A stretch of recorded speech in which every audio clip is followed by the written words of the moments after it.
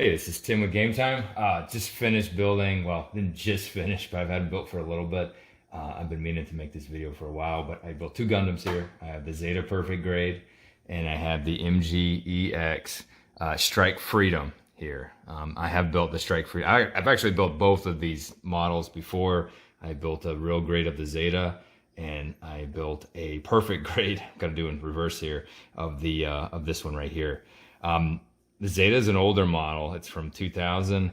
MGEX, this guy right here, Strike Freedom, he's pretty much brand new. He's 2022, I think, is when he was made. So yeah, he's gonna look real pretty. Don't look up too much, but it was a lot of fun building both these models. You can watch my other video about spray painting them, and you can see what colors I use. I did paint both of them. Most of the way. There's a few pieces I did not paint on them, and I may go back and go and paint the translucent or the clear red right here. I do have some paint now I can use to kind of paint over these plastic areas right here, and I probably will go back over because they're pretty easy to take off. I've never done that type of painting, but shouldn't be too hard. And obviously the beam saber here is not it's not painted. This one I have posed as per the manual. It shows some poses in the manual, and this is one of the poses. I think it looks awesome. The Zeta here, this is just Tim's pose. This is what I decided to pose him at. The older models, from what I've seen, they look good, and this one is very large. This is a very large perfect grade.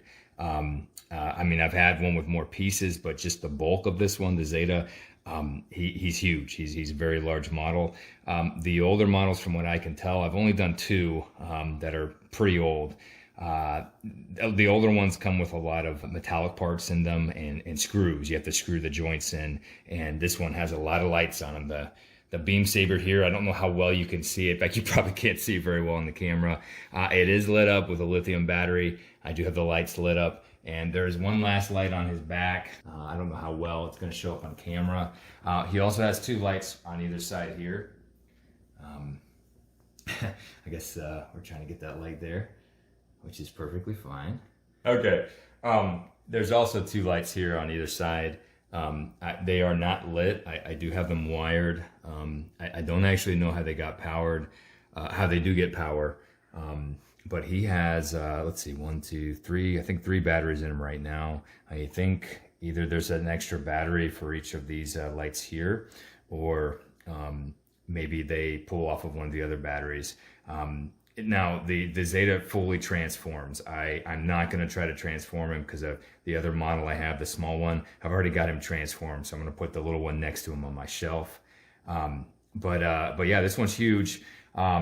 And you had to do a lot of the wiring when you built them, and it was complicated. I think the most complicated thing is it had a lot of testing of the parts when you would go and try to build the circuit, and you would try to test it, and I couldn't get a lot of the parts to light up when I tested them with the lithium battery that it came with. It's also kind of touchy. I actually had to put a screw in the back here to keep his eyes lit here, and this is not actually the right light. It's supposed to be a green light. I did the red.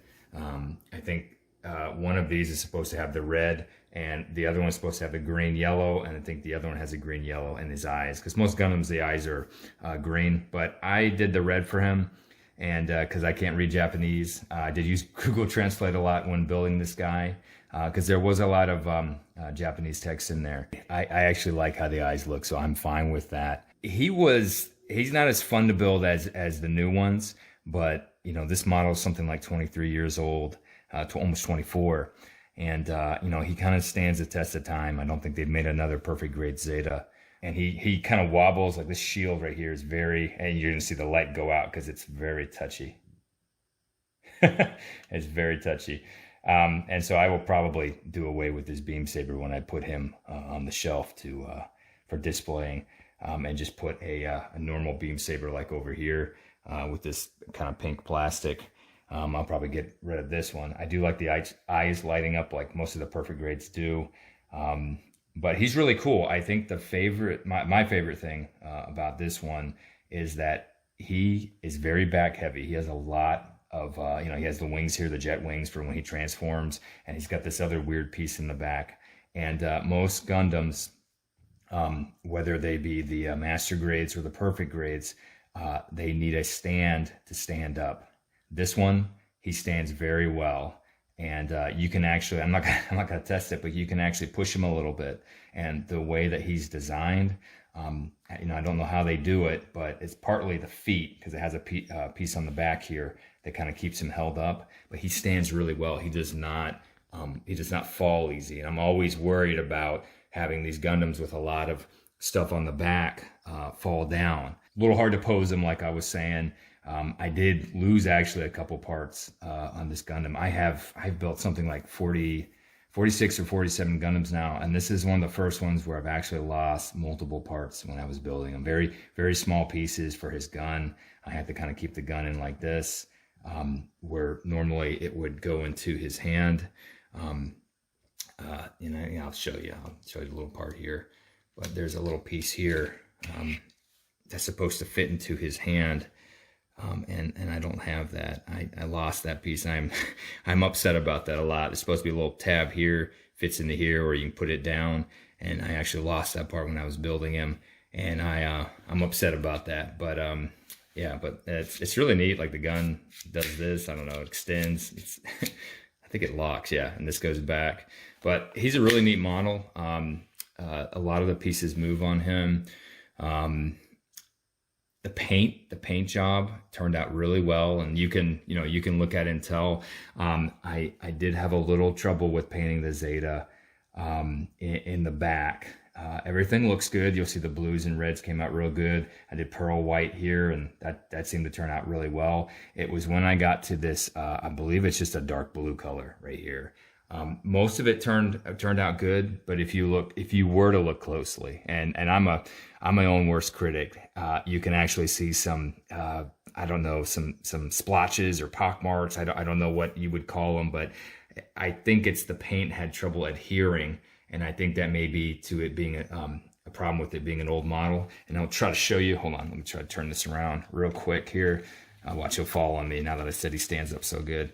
But he's just wobbling a little bit. But if you were to look right here, there is some problems with the paint adhering, but it was minor. I mean, you can't notice it unless you're really looking. I mean, the white looks great. Most of the red looks great.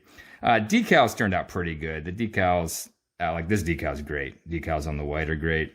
But the decals on the, like the red here, it kind of shows, you can actually see the decal, but the white looks great. Not a big fan. I mean, if you paint a Gundam, I don't really think you have to use the decals, but I did do it for this one. Oh, he's falling apart now. Okay, yeah, his shield's kind of falling apart, and beam saber. But yeah, that's the Zeta. I did spray paint this one. I just was trying to show off a little bit how good they look when you paint them, and you don't have to use an airbrush. You can use spray paints to do these Gundams, and they turn out pretty good. I mean, I didn't really have a whole lot of trouble with them. I mean, if you want to go do special effects, yeah, having an airbrush might help you. But I think they look nice like this, and you don't need to really do anything else to them to make them look great. Yeah, that's the Zeta. Now I want to show you I'm going to put him down real quick. Now I want to show you the Strike Freedom here. Strike Freedom, yeah, this one was a blast to build, and he looks great. He looks better than the perfect grade Strike Freedom, which is one of the coolest perfect grades they've made. And I'm kind of mad I didn't paint my perfect grade. But there are so many cool things about this model and this MGEX that they're doing now. They just do. It's not a whole lot. I think actually even the Unicorn MGEX had more special parts to it, but just the golds here and the bronze, there's a bronze here, just these little differences, these subtleties that they added to this model, giving him a little bit of flair. And then he's got decals like this little green here. I don't know if you can see it down here, but he's got just these little stickers. I think that's a metallic sticker or 3D, but it's just so cool. It makes him look great. And all these different little parts for his front plates here. I was going to show you guys different poses for this guy, try to do all the poses they show in the manual, but he just looks so cool in this pose. I don't really want to mess with him. It does wobble a little bit like most of the stands that you're going to get, the stands that come with it.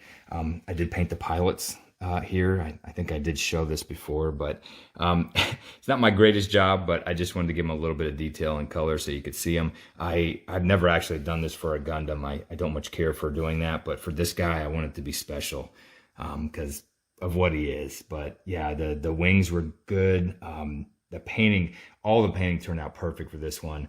And I especially love if you're gonna paint, I think it's called blue violet. There's this kind of weird purplish gray color, and I did the blue violet, the Tamiya blue violet. In fact, you can see it really well. Hold on the back here, right here on his guns, and it is just such a great color. I probably can't do it justice here on this video, but it is so great looking. I did do some metallics for him because he was gonna be so shiny. I wanted to make him even shinier. And so I did use metallic red, metallic blue. I did do some gold metallics, I think, for this part here and this part.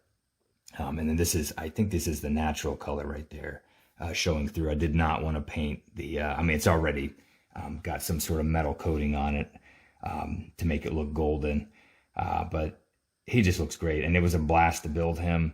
He looks great. I think the paint made him look greater. There was no problem with me painting him. And he's just stunning to look at in these poses. I've done a couple other poses, but I think this action pose, I think I'm going to go back through and go through all my Gundams and just find a good action pose, either online or in the manual to kind of put them at. But I'm so impressed with this model.